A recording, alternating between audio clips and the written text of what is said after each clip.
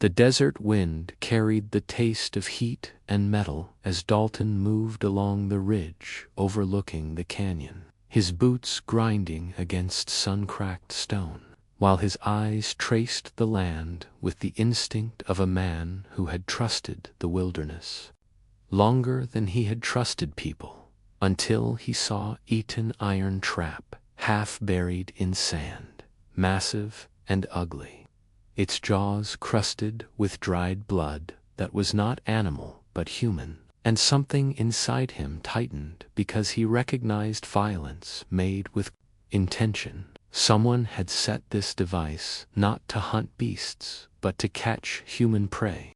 He crouched slowly, brushing sand off the mechanism, noticing how carefully it had been disguised, how the brush nearby had been arranged to funnel footsteps into the killing bite. And then he noticed the footprints, 3 men, heavy, dragging, something behind them, something that had bled and struggled, and finally gone limp. Dalton cursed under his breath, scanning the canyon walls for movement, but the desert was silent, except for the whisper of wind twisting through stone. He followed the tracks, body low, rifle ready, each step echoing his own memory of another place, another death, another person he had failed to protect. And he tried to shake the image of his brother's hand slipping from his grasp as flames ate the ranch they had built together. But grief had claws that never released their hold. The drag marks led him deeper into the canyon, where red rock narrowed into a throat-like passage, and as he advanced, he saw signs of struggle scratches on stone, a torn scrap of shirt, and then far ahead the faint silhouette of a figure standing, completely still. Dalton froze, instinct prickling along his spine. The figure was not facing him, but listening, muscles coiled like a bowstring. When the wind shifted, he saw the long braids, the decorated spear, the painted markings running down a bare arm. Apache, a warrior, and not just any warrior, hunter, tracking the same men Dalton was following, but with a purpose far older and deeper than his.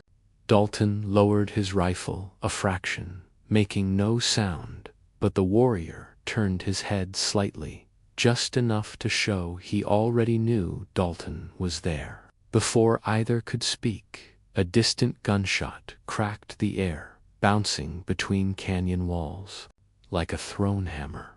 The warrior spun toward the echo and sprinted without hesitation, moving with a speed that felt inhuman, and Dalton, cursing the part of himself that could never walk away from trouble, ran after him. The canyon opened into a wide bowl where footprints multiplied, circling like wolves around panic. Dalton's breath caught as he saw a smashed water jug, rope fibers, a smear of blood leading toward a cluster of rocks. And above it all, the stark, brutal truth hit him. This wasn't the work of outlaws, but slave tradersmen who hunted human beings for profit, who crossed borders with stolen lives like cattle. The Apache warrior was already at the rocks, kneeling beside a Badia young tribesman, lifeless, throat burned from a gag, wrists torn raw from rope hand. Dalton felt the weight of the moment, the air tightening like a drumhead as the warrior looked up, eyes burning with the kind of grief that demanded blood. Dalton knew one thing then. He had stepped into a world already carved by violence and ritual, and the men responsible were still close, still hunting, and now he and the Apache were hunting them too, whether they liked it or not, whether they trusted each other or not. Because the desert had begun to close around the truth, someone had set a trap meant to catch humans, and now Dalton was caught in it too. Dalton didn't know the Apache warrior's name, but he knew the look in a man's eyes when vengeance had carved itself into bone. The warrior rose from the fallen tribesman with a stillness that was almost more frightening than anger, his spear lowering just slightly, as if measuring Dalton's worth in the space of a heartbeat. And though neither spoke the same language, the desert translated what mattered. Danger was close, and the men responsible were not far ahead. The warrior pointed to the drag marks, then to his own chest, then to Dalton's rifle. A silent agreement forged in necessity. And despite everything Dalton had learned about staying out of other people's wars, his boots moved forward anyway, following the warrior into the narrowing canyon path where the air grew heavier, hotter, charged with the kind of tension that made animals flee before storms. Every footstep echoed with ghosts. Dalton remembered chasing raiders across this same kind of terrain with his brother, remembered the feel of sand turning dark under blood, remembered the way revenge never filled the hollowness afterward. Yet he pushed on because he had seen cruelty up close, and he knew what kind of men tied people like livestock and dragged them across the desert. The Apache warrior stalked ahead like a shadow shaped by the earth itself, pausing now and then to touch a rock face, to examine a broken twig, to listen. Dalton could almost feel the language of the land through him, a rhythm he had never learned to hear, and it humbled him in a way he wasn't used to. Then, faint at first, the wind carried a sound, laughter, crude, sharp, the sound of men who believed no one could touch them out here. Dalton and the warrior froze at the same time, dropping behind a cluster of boulders, just as voices drifted into focus. The traders bragging about the cargo they had taken, about how much the girl would fetch, about how the redskins die to damn easily. Dalton felt heat rise in his chest, not just anger, but something older, a bitter recognition of the world's ugliness. And when he looked at the warrior, he saw that same heat, mirrored but controlled, contained like fire kept in a clay pot for the perfect moment. The warrior signaled with 2 fingers, then pointed to the ridge above. Dalton nodded, circling quietly up the slope, while the warrior moved like smoke through the rocks. From the ridge, Dalton saw them 3 men around a campfire, guns resting carelessly on saddlebags. A bound girl slumped to the side, with her hair matted. For a moment Dalton felt that old instinct to wait, to observe, to calculate every variable, but something inside him, the part that had died with his brother, jerked awake. When the first trader reached for the girl, with a mocking grin, Dalton squeezed the trigger. The rifle cracked like thunder, and the man dropped instantly. The canyon exploded into chaos, the other 2 grabbing for weapons. But the Apache warrior burst from behind like a striking hawk, spear flashing in a blur of fury and precision, his movements fueled not by rage but by purpose. One trader managed to fire wildly up the ridge, the bullet whining past Dalton's ear before Dalton shot him clean through the shoulder, sending him spinning backward. The last man tried to flee, scrambling toward a horse, but the warrior caught him, dragging him to the dirt and driving the spear but into his jaw with brutal finality. Silence fell again, thick and pulsing. Dalton slid down the ridge, boots skidding, and together he and the warrior approached the girl, who blinked weakly as they cut the ropes from her wrists. She whispered something in Apache, her voice trembling, and the warrior answered softly before lifting her with surprising gentleness. Dalton stood guard, scanning the horizon. knowing the gunshots might draw more trouble, knowing this was only the beginning. And as he met the warrior's eyes, something unspoken passed between them. They were no longer just two strangers crossing paths. They were bound now by blood spilled on the same ground, and the men they had killed today were only a fraction of the storm gathering ahead. The night settled over the desert like a heavy blanket, suffocating the last orange traces of sunset beneath a sea of bruised purple and deep indigo. And Dalton found himself staring into the small fire, he and the Apache warrior who, finally, introduced himself as Nantan had built at the base of a rock overhang miles from the ambush site. The rescued girl sleeping fitfully nearby with her injuries cleaned and wrapped. The flames flickered over Nantan's face, sharpening his already fierce features, making him look carved from the very stone behind him. And Dalton realized for the first time just how far out of his depth he truly was. He'd worked with tribes before, traded with them, patched up their wounded, even shared whiskey with their scouts.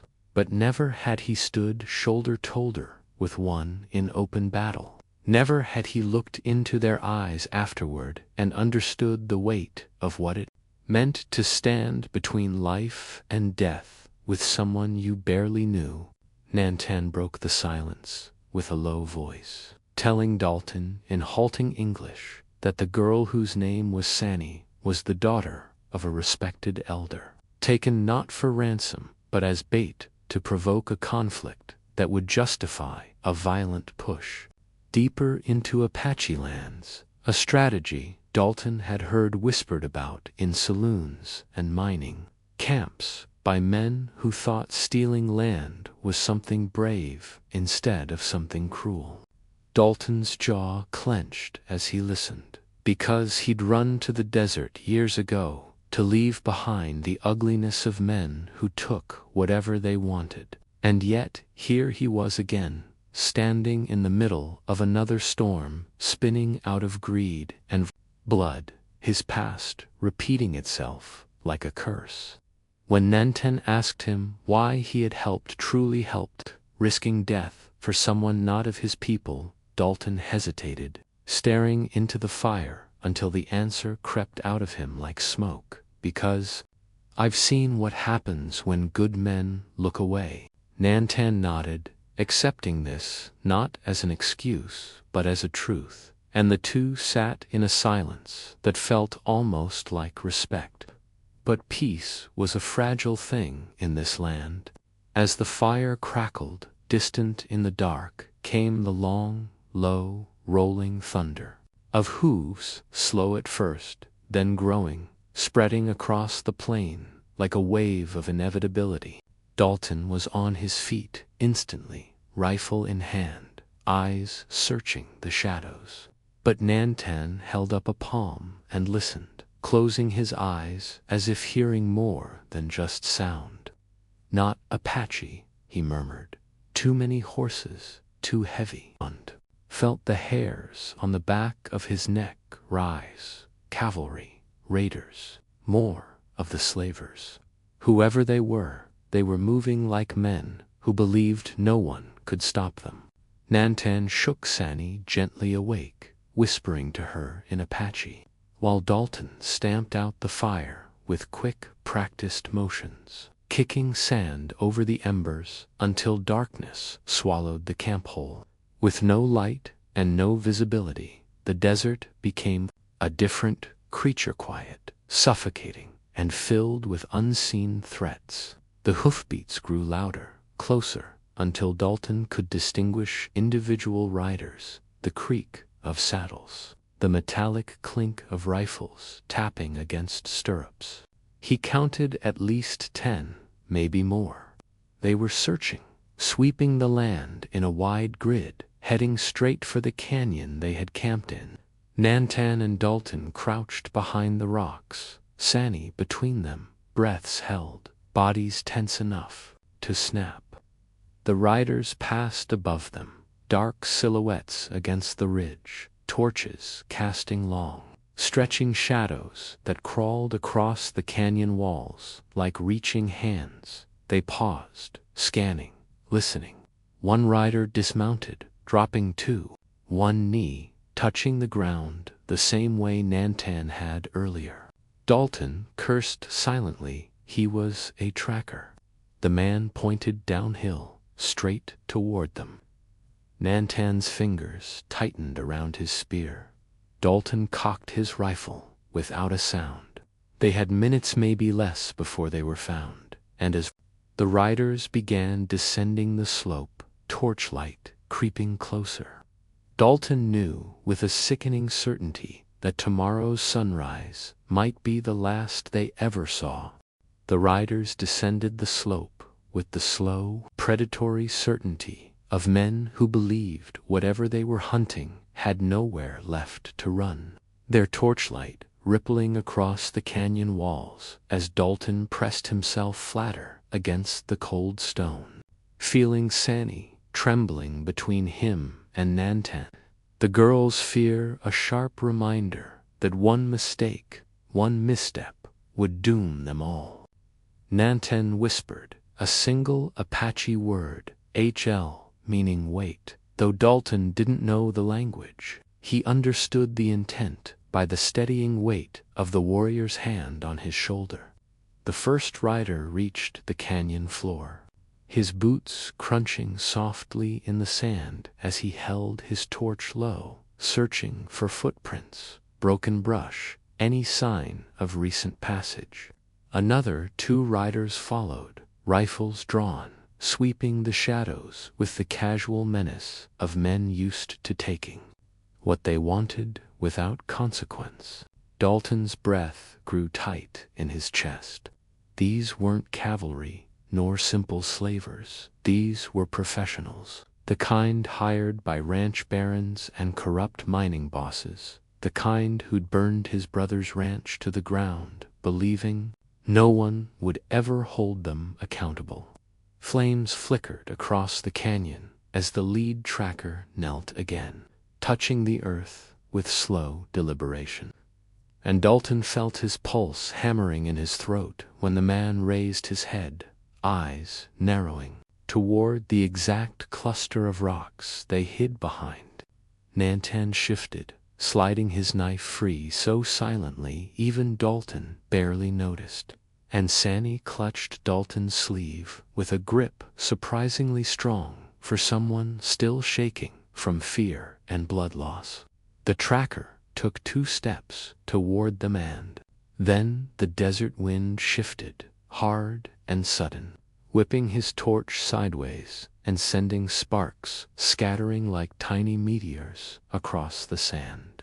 He cursed, stamping at the embers, and for a precious moment the men's attention turned away from the canyon wall. Nantan moved. With a whisper of motion, he rose from the shadows and hurled a stone so precisely it struck the far side of the canyon with a sharp crack that echoed through the night.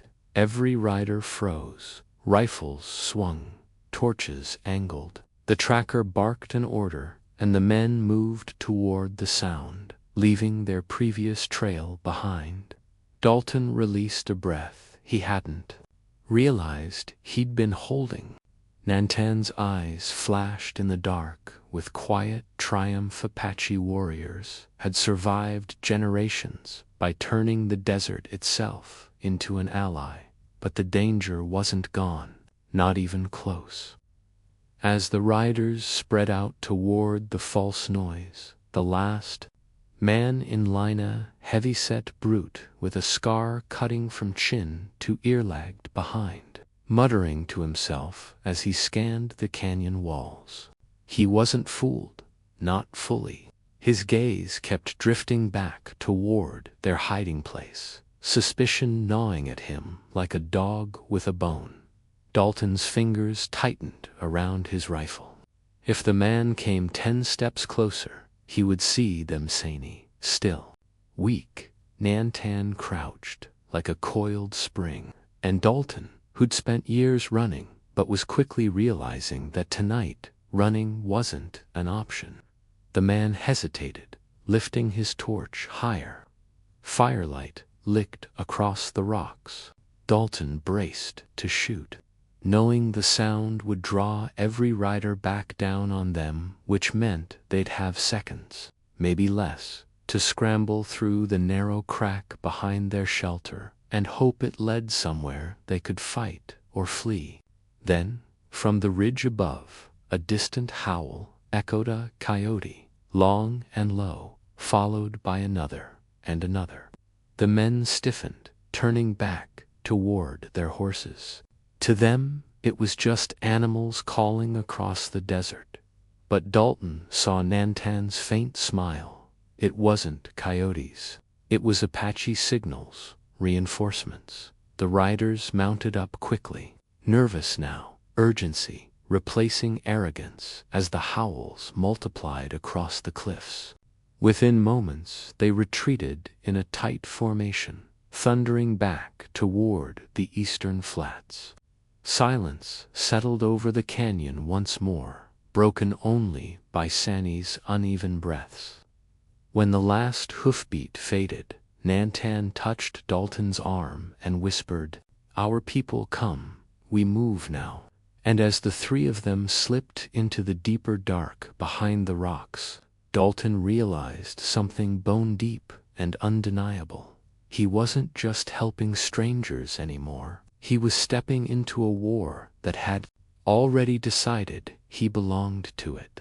Dawn crept over the horizon in a wash of gold and pale pink, and Dalton felt the desert's heat already pressing against his back as he and Nantan guided Sani along a narrow, winding trail that led to the safety of the Apache village hidden in a fold of cliffs. Each step was measured, each sound a warning, because the men who had hunted her the night before could be anywhere, still tracking, still hoping to turn fear into profit. The village emerged slowly, huts built from wood and hide blending perfectly with the landscape. Smoke curling gently from cooking fires, children running barefoot between dwellings. Their laughter, a fragile counterpoint to the tension that had gripped Dalton all night. As they entered, Nantan called out in Apache, and warriors began to gather, their eyes scanning the newcomers with a mixture of suspicion and recognition. The way people measure strangers who carry blood and danger in their wake. Dalton noticed Sani stiffen, her head held high despite the visible weakness in her leg, her eyes locking onto each warrior she passed. Silent communication passing across generations he could never fully understand. Nantan led them to a larger wickiup at the village center, gesturing for Dalton to sit while he knelt beside Sani, checking her injuries again with the careful thoroughness of someone trained in medicine. And Dalton realized the girl's survival had turned him from a distant observer into a participant in something far older than himself. A culture where honor and responsibility carried weight heavier than any weapon. The chief, Niche, emerged then, tall and imposing, adorned in ceremonial headdress and bone breastplate, his eyes sharp as flint as they examined Dalton, measuring the man who had saved his daughter from death.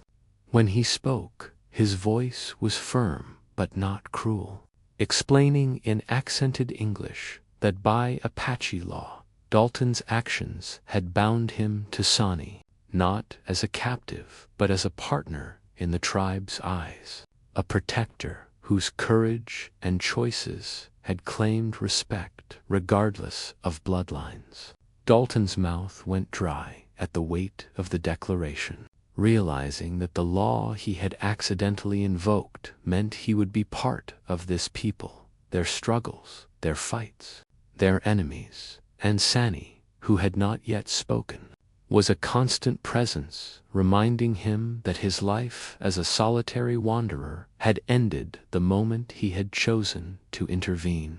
They spent the morning in preparation for the ceremonial bond, Niche instructing Dalton in the meaning of his new role, explaining how the union was not merely symbolic but a pledge that tied him to the tribe's welfare, their honor, and their future. Dalton listened, absorbing the gravity of tradition, noting the subtle gestures and shared glances that communicated what words could not. Sani emerged mid-morning, her black hair braided with small feathers, her dokin dress patterned with intricate symbols, her movements graceful despite the still healing wound.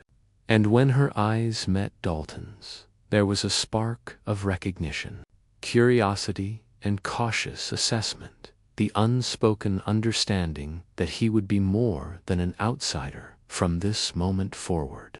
They exchanged a few words, measured, careful, each sentence layered with meaning.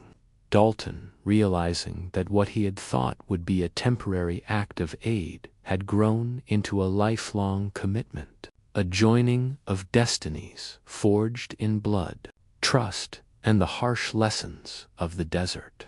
As the villagers gathered, the sun climbing high, Dalton saw the weight of their eyes upon him, felt the unspoken scrutiny, the questioning of whether he was worthy of this honor. And in that moment, standing beside Sani, he accepted that the life he had known, filled with running and guilt, had ended. From now on, he would fight not for himself, but for the people who had no reason to trust him and yet had done so, and for the girl whose survival had become a debt he could not escape. The day of the ceremony arrived under a harsh, bright sun, the village alive with anticipation as warriors painted and armed themselves, women adjusting the youngest children's clothing, and Dalton stood at the center of the gathering, clad in traditional Apache leather and beadwork, his pulse racing not from fear of death, but from the weight of responsibility pressing down like the desert sky itself. Sani was beside him, poised and steady despite the lingering pain in her leg, her dark eyes scanning the crowd with that same intensity Dalton had first seen when he found her in the canyon trap. And in that gaze he felt the enormity of what he had agreed to, not as a visitor, but as a protector, a partner, a man who could no longer run from the consequences of his choices. Niche, the chief, raised his voice and explained the bond, first in Apache for the tribe to hear, then in accented English for Dalton, the words resonating with authority and ancient tradition. This union was not only for Sani and Dalton, but for the continuation of honor, the intertwining of two lives with the safety and future of the tribe, a commitment that could not be undone. As Dalton repeated the vows, acknowledging Sani as partner, protector, and equal, he felt a gravity unlike any he had known, the crowd's energy flowing into him, binding him to a cause far greater than himself, while Sani's voice, steady and clear, confirmed her acceptance, her strength radiating through every word. And in that moment, Dalton realized that survival alone was no longer enough. To belong here meant to stand, fight, and act with courage every day. The ceremony was abruptly interrupted by the sharp crack of gunfire from the eastern ridge, and Dalton's heart slammed against his chest as he and Niche barked orders simultaneously, sending warriors scrambling to defensive positions, women and children taking shelter behind sturdier wickiup, and Dalton grabbing a lance he had barely held before, his eyes meeting Sani's, who already had her bow drawn. Arrows nocked with deadly precision. The attackers, 12 riders of the same slave traders who had set the trap weeks earlier, surged across the plain, expecting confusion, expecting panic. But instead they faced disciplined warriors who had fought longer than most of the men attacking had even been alive. Dalton rode beside Sanny, feeling her injured leg tense against him, her bow releasing arrows that found marks with terrifying accuracy, while he struggled to control his mount and learn the weight and balance of the lance in his hands. Chaos roared around them, dust and blood and sun mixing into a haze that smelled of gunpowder and sweat. But Dalton's mind narrowed to a single point: protect Sanny, protect the tribe, survive.